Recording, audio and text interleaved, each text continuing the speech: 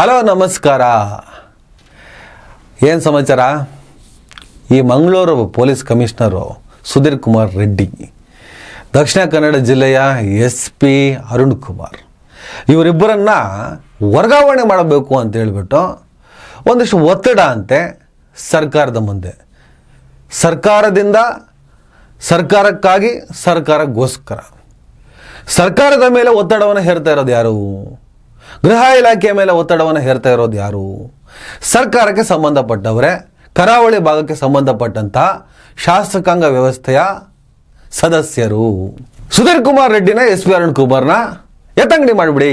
6 ತಿಂಗಳು, ಕಳೆದ 6 ತಿಂಗಳಲ್ಲಿ ಕರಾವಳಿಯ ಪರಿಸ್ಥಿತಿ ಹೇಗಿದೆ? ಕೋಮು ಸಂಘರ್ಷಗಳಾಗ್ತಿದ್ವು, ಕೋಮು ಹತ್ಯೆಗಳಾಗ್ತಾ ಇದ್ವು. ದಿನ ಬೆಳಗ್ಗೆ ಪ್ರಚೋದನಕಾರಿ ಭಾಷಣಗಳನ್ನು ಮಾಡಿಕೊಂಡು, ಕಾರ್ಯಕ್ರಮಗಳನ್ನು ಮಾಡಿಕೊಂಡು ಹತ್ಯೆಗೆ ಪ್ರೇರೇಪಿಸುವಂತಹ ಪ್ರಯತ್ನಗಳಾಗ್ತಾ ಇದ್ವು. ಸುಭಾಷ್ ಶೆಟ್ಟಿ ಮರ್ಡರ್ ಆಯಿತು, ರಿವೆಂಜ್ ಅಂತ ಅಬ್ದುಲ್ ರೆಹಮಾನ್ ಹೊಡೆದಾಕ್ತಾರೆ. ಕರಾವಳಿಯ ಪ್ರಜ್ಞಾವಂತ ವರ್ಗ ಸರ್ಕಾರದ ವಿರುದ್ಧ ಅಕ್ಷರಶಃ ಮುಗಿಬೀಳ್ತಾರೆ. ನಿಮ್ಮ ಕೈಲಿ ಆಗಲ್ಲ ಅಂದರೆ ಹೇಳ್ರಿ, ಏನು ಉದ್ದಕ್ಕೋ ನಿಮ್ಮನ್ನು ಬೆಂಬಲ ಮಾಡ್ಕೊಂಡು ಬಂದರೆ ದಿನ ಬೆಳಗ್ಗೆ ಬೀದಿ ಹೆಣ ಆಗೋ ಪರಿಸ್ಥಿತಿ ಇದೆ. ಅಧಿಕಾರಕ್ಕೆ ಬರೋದಕ್ಕಿಂತ ಮುಂಚಿತವಾಗಿ ಅದು ಬ್ಯಾನ್ ಮಾಡ್ತೀವಿ, ಇದು ಬ್ಯಾನ್ ಮಾಡ್ತೀವಿ, ಕಡ್ದು ಗುಡ್ಡೆ ಹಾಕ್ತೀವಿ ಅಂತ ಡೈಲಾಗ್ ಮೇಲೆ ಡೈಲಾಗ್ ಹೊಡಿತೀರಿ.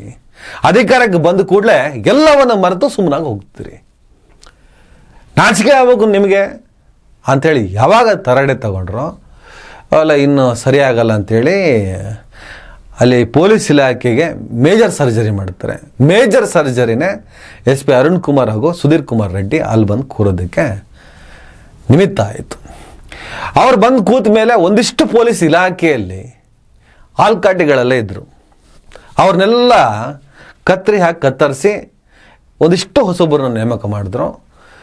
ಕಳೆದ 6 ತಿಂಗಳಲ್ಲಿ ಕರಾವಳಿ ಭಾಗದಲ್ಲಿ, ಮಂಗಳೂರು ಭಾಗದಲ್ಲಿ, ದಕ್ಷಿಣ ಕನ್ನಡದಲ್ಲಿ ಪ್ರಚೋದನಕಾರಿ ಭಾಷಣಗಳು ನಡೀತಾ ಇಲ್ಲ.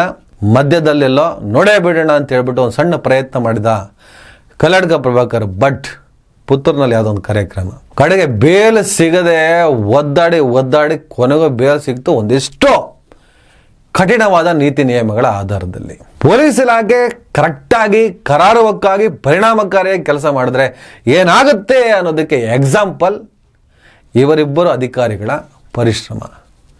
ಕರಾವಳಿಯಲ್ಲಿ ಕೋಮು ಹತ್ಯೆಗಳಾಗ್ತಿರೋದು ಕೇವಲ ಧಾರ್ಮಿಕ ಭಾವನೆಯಿಂದ ಮಾತ್ರ ಅಲ್ಲ. ಧಾರ್ಮಿಕ ಭಾವನೆಗಳು ಅಲ್ಲಿನ ಮೂಲ ವ್ಯಾಪಾರಕ್ಕೆ ಒಂದು ನೆಪ, ಅದನ್ನು ಮುಂದಿಟ್ಟು ಇಲ್ಲಿ ವ್ಯಾಪಾರ ಮಾಡ್ಕೊಳ್ಳೋದು, ಧರ್ಮವನ್ನು ಮುಂದಿಟ್ಟು ವ್ಯಾಪಾರ ಮಾಡ್ಕೊಳ್ಳೋದು. ಬೆಟ್ಟಿಂಗ್ ಮಾಫಿಯಾ, ಮರಳು ಮಾಫಿಯಾ, ದೊಡ್ಡ ಪ್ರಮಾಣದಲ್ಲಿ ಅವ್ಯವಹಾರ ನಡೆಯುತ್ತೆ. ಆ ಅವ್ಯವಹಾರ ನಡಿಬೇಕು ಅಂದರೆ ಧರ್ಮ ಸಂಘರ್ಷವನ್ನು ಜೀವಂತವಾಗಿಡಬೇಕು, ಧರ್ಮವನ್ನು ತೋರಿಸ್ಬೇಕು. ಹಿಂದೂ ಅಪಾಯದಲ್ಲಿದ್ದಾನೆ, ಮುಸಲ್ಮಾನ ಅಪಾಯದಲ್ಲಿದ್ದಾನೆ, ಈ ಥರದ ಒಂದು ನೆರೆಟಿವ್ನ ಸೆಟ್ ಮಾಡಬೇಕು. ಆ ನೆರೆಟಿವ್ನ ಜೀವಂತವಾಗಿಟ್ಟಾಗ ಮಾತ್ರ ಅಲ್ಲಿ ಬೆಟ್ಟಿಂಗ್ ಮಾಫಿಯಾ ಅದ್ಭುತವಾಗಿ ನಡೆಯುತ್ತೆ, ಮರಳು ಮಾಫಿಯಾ ಅದ್ಭುತವಾಗಿ ನಡೆಯುತ್ತೆ. ಯಾವಾಗ ಅಲ್ಲಿನ ಇಲ್ಲಿಗಲ್ ಸೋರ್ಸ್ಗೆ ಈ ಇಬ್ಬರು ಪೊಲೀಸ್ ಅಧಿಕಾರಿಗಳು ಕೈ ಹಾಕಿ ರಿಪೇರಿ ಮಾಡೋದಕ್ಕೆ ಶುರು ಮಾಡಿದ್ರು, ಕಡಿವಾಣ ಹಾಕಿದ್ರು, ಬೇಲಿ ಹಾಕಿದ್ರು, ಲೇವಾದೇವಿ ಬಂದಾಯಿತು, ಅವ್ಯವಹಾರ ಬಂದಾಯಿತು. ಪರಿಣಾಮ ಕೋಮು ಸಂಘರ್ಷವಾಗಲಿ, ಕೋಮು ಹತ್ಯೆಯ ಮಾತಾಗಲಿ, ಪ್ರಚೋದನಕಾರಿ ಭಾಷಣವಾಗಲಿ ನಡೀಲೇ ಇಲ್ಲ. ಈಗ ಕೆಲವರು ಇರ್ತಾರೆ, ಪೊಂಗ್ಲಿನೋ, ಪೆಂಗ್ಲಿನೋ, ಕೊಂಗ್ಲಿನೋ ಏನೇನೋ ಇರ್ತವೆ. ಇವುಗಳೆಲ್ಲ ಹೋಗಿ ಪ್ರಚೋದನಕಾರಿ ಭಾಷಣವನ್ನು ಮಾಡಿ ಬರ್ತಾರೆ.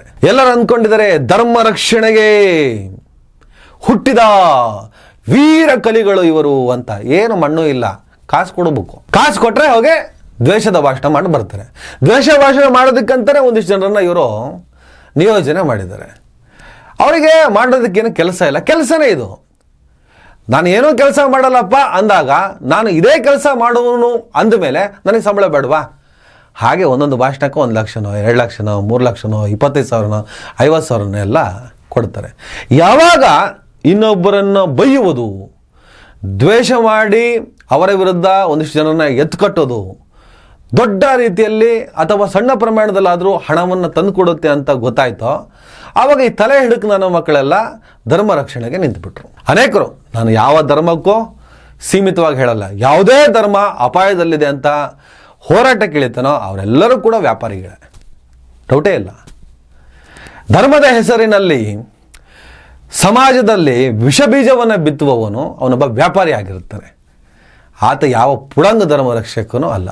ಹಾಗಾಗಿ ಇವರೆಲ್ಲ ಕರೆಸಿ ಭಾಷಣ ಯಾರು ಮಾಡ್ತಿದ್ರು ಅವರೆಲ್ಲರೂ ಕೂಡ ಬೆಟ್ಟಿಂಗ್ ಮಾಫಿಯಾ, ಮರಳು ಮಾಫಿಯಾ, ಜೂಜು, ಏನೇನೆಲ್ಲ ಕಥೆಗಳಿದಾವಲ್ಲ ಅವ್ಯವಹಾರಗಳ ಅಡ್ಡೆ, ಅಲ್ಲಿಂದ ಕಮಾಯಿ ಮಾಡ್ತಾ ಇದ್ದವರು.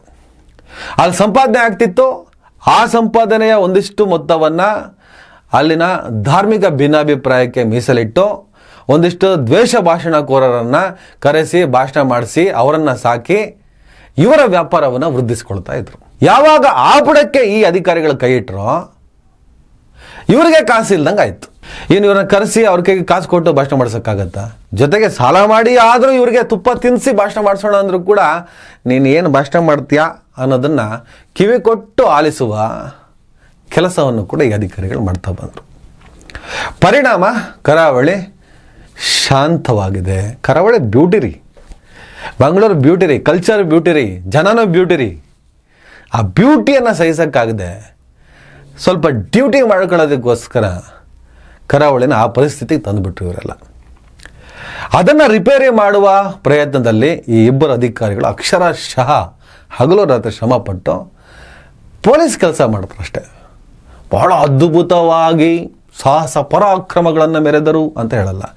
ಒಬ್ಬ ಪೊಲೀಸ್ ಏನು ಕೆಲಸ ಮಾಡಬೇಕೋ ಅದೇ ಕೆಲಸವನ್ನು ಇವ್ರು ಮಾಡೋದು. ರಿಸಲ್ಟ್ ಕಣ್ಣು ಮುಂದಿದೆ. ಈಗ ಈ ಬೆಟ್ಟಿಂಗ್ ಮಾಫಿಯಾ, ಮರಳು ಮಾಫಿಯಾ, ಮಣ್ಣು ತಿನ್ನೋ ಮಾಫಿಯಾ, ಕಚಡ, ಕಂತ್ರಿ, ಕಜ್ಜಿ, ನಾಯಿ ಮಾಫಿಯಾಗಳೆಲ್ಲ ಸೇರಿಕೊಂಡು ಈ ಎಲ್ಲ ಕಡೆನೂ ಕೈಯಿಂದ ಹಿಡಿದು ಕಮಲದವರೆಗೂ ಅನುಮಾನನೇ ಇಲ್ಲ. ಯಾವುದ್ರ ಸಿದ್ಧಾಂತ? ಯಾವ ಸಿದ್ಧಾಂತ? ಮೊನ್ನೆ ಕಾಂಗ್ರೆಸ್ BJP AIMIM ಎಲ್ಲರೂ ಸೇರ್ಕೊಂಡು ಮಹಾರಾಷ್ಟ್ರನ ಎಲ್ಲೋ ಅಲಯನ್ಸ್ ಮಾಡ್ಕೊಂಡ್ರಂತೆ ಈ ಪಂಚಾಯತಿ ಅಂದರೆ ಲೋಕಲ್ ಬಾಡಿ ಎಲೆಕ್ಷನ್ನಲ್ಲಿ. ಯಾವ್ದು ಸಿದ್ಧಾಂತ? ನಾವು ನೀವು ಸಿದ್ಧಾಂತ ಅಂತ ಮಾತಾಡ್ಕೊಂಡು ಬಡ್ದಾಡ್ಕೊಂಡು ಸಾಯಬೇಕು. ಎಲ್ಲ ಅಡ್ಜಸ್ಟ್ಮೆಂಟ್ ಗಿರಾಕಿಗಳೇ. ಈ ಅಡ್ಜಸ್ಟ್ಮೆಂಟ್ ಗಿರಾಕಿಗಳೆಲ್ಲ ಸೇರ್ಕೊಂಡು ಇವರಿಬ್ಬರು ಅಧಿಕಾರಿಗಳು ಇಲ್ಲಿ ಆ್ಯಕ್ಟಿವ್ ಇದ್ದಷ್ಟು ದಿನ ನಮ್ಮ ಬೆಳೆ ಬೇಯಲ್ಲ, ಸಾಯೋನು ನಾನಲ್ಲ, ಸಾಯೋರು ನಮ್ಮನೆ ಮಕ್ಕಳಲ್ಲ, ಬಡವನ ಮನೆಯಲ್ಲಿ ಹೆಣ ಬಿದ್ದರೆ ಮಾತ್ರ ನಮಗೆ ವ್ಯಾಪಾರ ಅಂತಿದ್ದ ಮೇಲೆ ಆ ವ್ಯಾಪಾರಕ್ಕೆ ಇವರು ತುಂಬ ಥ್ರೆಟ್ ಆಗ್ತಿದಾರಲ್ಲ. ಏನೋ ಸರ್ಕಾರ ಸಿಕ್ಕಾಪಟ್ಟೆ ಪ್ರೆಸರ್ನ ತಾಳಕ್ಕಾಗದೆ ಒಂದಿಷ್ಟು ತೀರ್ಮಾನಗಳನ್ನು ತಗೊಳ್ತು. ಆದರೆ ಆ ತೀರ್ಮಾನದಿಂದ ಈ ಪ್ರಮಾಣದಲ್ಲಿ ನಮಗೆ ಹಿಂದೇಟ್ ಆಗ್ತಿದೆ, ಹಿನ್ನಡೆ ಆಗ್ತಿದೆ ಅಂದಮೇಲೆ ಇವ್ರನ್ನ ಕಳಿಸ್ಕೊಡ್ಬೇಕಲ್ಲ. ಬೇರೆ ಯಾರನ್ನ ಅಡ್ಜಸ್ಟ್ ಮಾಡ್ಕೋಬೋದು. ಸದ್ಯಕ್ಕೆ ಇವರು ಹೆಂಗಿದ್ದಾರೆ ಅಂದರೆ ಯಾರೋ ಒಬ್ಬ ಚಾಲ್ತಿಯಲ್ಲಿರುವಂತಹ ಶಾಸಕನ ಕುಟುಂಬಸ್ಥಂತೆ. ಯಾರೋ ನಮಗೆ ಗೊತ್ತಿದೆ, ನಾವು ಯಾಕೆ ಹೇಳೋಣ, ನಿಮ್ಗೆ ಅರ್ಥ ಆದರೆ ಸಾಕು. ಫೋನ್ ಮಾಡಿದ್ರು ಕಮಿಷನರಿಗೆ, ಅದೇನೋ ವಿಚಾರದಲ್ಲಿ ಇನ್ಫ್ಲುಯೆನ್ಸ್ ಮಾಡೋಕ್ಕೆ ಹೋದ್ರು. ಹೌದಾ, ಆ ಕೆಲಸ ಆಗ್ಬೇಕಾ, ಒಂದು ಕೆಲಸ ಮಾಡಿ CM ಇಂದನೇ ಹೇಳಿಸಿ ಅಂತ ಹೇಳಿದ್ರು. CM ಅವರೇ ಆ ಥರ ಆದೇಶವನ್ನು ಕೊಟ್ಟಿದ್ದಾರೆ. ಯಾವುದೇ ರೀತಿಯ ಒತ್ತಡಕ್ಕೂ ಯಾವುದೇ ರೀತಿಯ ಇನ್ಫ್ಲುಯೆನ್ಸ್ಗೂ ನೀವು ಶರಣಾಗಬೇಡಿ. ಯಾರಾದರೂ ನಿಮ್ಮ ಮೇಲೆ ಪ್ರೆಸರ್ ಹಾಕಿದ್ರೆ ನೀವು ನನಗೆ ರಿಪೋರ್ಟ್ ಮಾಡಿ ಅಂತ CM ಸಿದ್ದರಾಮಯ್ಯ ಹೇಳಿದ್ದಾರೆ. ಆ ಪ್ರಕಾರವಾಗಿ ಈ ಅಧಿಕಾರಿಗಳು ಕೆಲಸ ಮಾಡ್ತಿದ್ದಾರೆ ಅನ್ನೋದು ನಮಗಿರೋ ಮಾಹಿತಿ. ಖಚಿತವಾದ ಮಾಹಿತಿ ಅಂತ ಹೇಳಲ್ಲ, ಬಲ್ಲ ಮೂಲಗಳ ಮಾಹಿತಿ. ಬಹುಶಃ ಹೀಗಿದ್ದಕ್ಕೆ ಅವರು ನಿರಾತಂಕವಾಗಿ ಅದ್ಭುತವಾಗಿ ಅಂದರೆ ಪೊಲೀಸ್ ಕೆಲಸವನ್ನು ಮಾಡ್ತಾ ಇದ್ದಾರೆ. ಇಡೀ ರಾಜ್ಯದಲ್ಲಿ, ಇಡೀ ದೇಶದಲ್ಲಿ ಇದೇ ಥರ ಆಗಿಬಿಟ್ರೆ ಅದ್ಭುತ ಆಗ್ತದ್ರಿ ನಮ್ಮ ಲೋಕ. ಶಾಂತಿ ಪ್ರೀತಿಯನ್ನು ಸಾರಬೇಕು, ಸಾರ್ವಭೌಮತ್ವವನ್ನು ಸಾರಬೇಕು. ಇವತ್ತು ಬೆಳಗ್ಗೆ ಒಂದು ಆರ್ಟಿಕಲ್ ಬರೆದೆ, BJPಯನ್ನು RSSನ ನಾವು ಸೈದ್ಧಾಂತಿಕವಾಗಿ ವಿರೋಧಿಸ್ತೇವಪ್ಪ. ಅದೇ ಥರ BJPಯವರು RSSನವರು ಕಾಂಗ್ರೆಸ್ ಕಮ್ಯುನಿಸ್ಟನ್ನ ವಿರೋಧಿಸ್ತಾರೆ. ಸೈದ್ಧಾಂತಿಕ ಸಂಘರ್ಷಗಳು ಬೇಕು. ಈ ಸೈದ್ಧಾಂತಿಕ ಸಂಘರ್ಷಗಳ ಕಾರಣಕ್ಕೆ ಅವರಿಗೊಂದು ಲೇಬಲ್ ಅನಿಸೋದಿದೆಯಲ್ಲ. ಈಗ ಎಕ್ಸಾಂಪಲ್, ನಾನು RSSನ BJPನ ಬೈತೀನಿ, ಇವನು ಹಿಂದೂ ವಿರೋಧಿ. ಯಾವುದೋ ಒಂದು ಪಕ್ಷವನ್ನು, ಯಾವುದೋ ಒಂದು ಸಿದ್ಧಾಂತವನ್ನು ಬೈದರೆ ಅದು ಹಿಂದೂಗಳನ್ನು ಬೈಯೋದು ಅನ್ನುವ ಮೂಲಕ ಹಿಂದೂ ಧರ್ಮದ ಸಂಸ್ಕೃತಿ, ಇತಿಹಾಸ, ಅಲ್ಲಿನ ವೈವಿಧ್ಯತೆ, ಅಲ್ಲಿನ ಸಂಪ್ರದಾಯವನ್ನು ನಾವು ಅವಮಾನ ಮಾಡ್ದಂಗೆ ಆಗ್ತದೆ. ಯಾಕಂದರೆ ಹಿಂದೂ ಧರ್ಮ ಅನ್ನೋದು ಅದೊಂದು ಅಗಾಧವಾದಂಥ ಸಂಪ್ರದಾಯ, ಅಗಾಧವಾದಂಥ ಪರಂಪರೆ. ಅದಕ್ಕೂ ಇದು ಯಾವುದೋ ಒಡೆದಾಳುವಂಥ ಸಿದ್ಧಾಂತಕ್ಕೂ ಕಂಪೇರ್ ಮಾಡೋದಿದ್ದಿಲ್ಲ, ಅದೇ ಬುಲ್ಶಿಟ್ಟು. ರಾಜಕೀಯವಾಗಿ ಮಾಡುವಂಥ ಟೀಕೆ ಟಿಪ್ಪಣಿಗಳಿಗೆ ಧಾರ್ಮಿಕವಾದಂತಹ ಬಣ್ಣವನ್ನು ಕೊಟ್ಟು ಇವನು ಹಿಂದೂ ಧರ್ಮದ ವಿರೋಧಿ, ಇವನು ಮುಸ್ಲಿಂ ಧರ್ಮದ ವಿರೋಧಿ ಅಂತ ಬಿಂಬಿಸೋದಿದೆಯಲ್ಲ, ಇದು ಅತ್ಯಂತ ಮೂರ್ಖತನ ಮತ್ತು ಬಾಲಿಶತನ. ಅದನ್ನು ಅವ್ರು ಮಾಡೇ ಮಾಡ್ತಾರೆ. ಆದರೆ ಅದನ್ನು ನಂಬುವ ನಮಗೆ ಮೆದುಳಿರಬೇಕು ಅನ್ನೋದು ನಮ್ಮ ವಾದ. ಈಗ ಅರುಣ್ ಕುಮಾರ್ ಅವ್ರನ್ನ, ಸುಧೀರ್ ಕುಮಾರ್ ರೆಡ್ಡಿ ಅವ್ರನ್ನ ಟ್ರಾನ್ಸ್ಫರ್ ಮಾಡಬೇಕು ಅಂತ ಒತ್ತಡ ಅಂತೆ. ಮಾಡಿ ನೋಡಿ ಅಂತ ಹೇಳ್ಬಿಟ್ಟು ಸೋಷಿಯಲ್ ಮೀಡಿಯಾದಲ್ಲೆಲ್ಲ ಆಕ್ರಂದನಗಳು ಶುರುವಾಗಿದೆ. ಆದರೆ ಈ ಲಾಬಿ ನಮ್ಮೆಲ್ಲರ ಭಾವನೆಗಳನ್ನು, ಆಕ್ರೋಶಗಳನ್ನು ಮೀರಿ ನಡೆಯುತ್ತೆ. ಮಾಡಿಬಿಟ್ರಪ್ಪ, ಏನು ಮಾಡೋಕ್ಕಾಗ್ತದೆ? ನೋಡಿದ್ರಾ ಈ ಸರ್ಕಾರ ಹಾಗೆ, ಈ ಸರ್ಕಾರ ಹಿಂಗೆ ಅಂತ ಹೇಳ್ಬಿಟ್ಟು 1 ದಿನ, 2 ದಿನ, 3 ದಿನ, ಮ್ಯಾಕ್ಸಿಮಮ್ 1 ವಾರ ತಡ್ಕೊಟ್ಬೋದು. ನಾನು ಒಂದು ವಿಡಿಯೋ ಮಾಡ್ಬೋದು, ನೀವೊಂದು 10 ವಿಡಿಯೋ ಮಾಡ್ಬೋದು.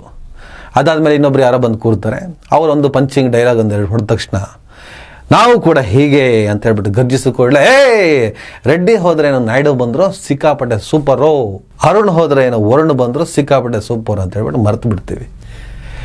ನಮ್ಮ ನಾಡಿ ಮಿಡಿತ ಹೇಗಿದೆ, ನಮ್ಮ ಆಕ್ರೋಶದ ವ್ಯಾಪ್ತಿ ಎಲ್ಲಿಗೆ ಹೋಗಿ ನಿಲ್ಲುತ್ತೆ, ಯಾವ ಹಂತವನ್ನು ಮೀರಲಾರದು ಅನ್ನುವುದನ್ನು ಅರ್ಥ ಮಾಡಿಕೊಂಡಿರುವಂತಹ ಘಟಾನುಘಟಿಗಳು, ದಪ್ಪ ಚರ್ಮದವರು ಈ ಸರ್ಕಾರದ ಆಯಕಟ್ಟಿನ ಜಾಗದಲ್ಲಿ ಕೂತ್ಕೊಂಡಿದ್ದಾರೆ.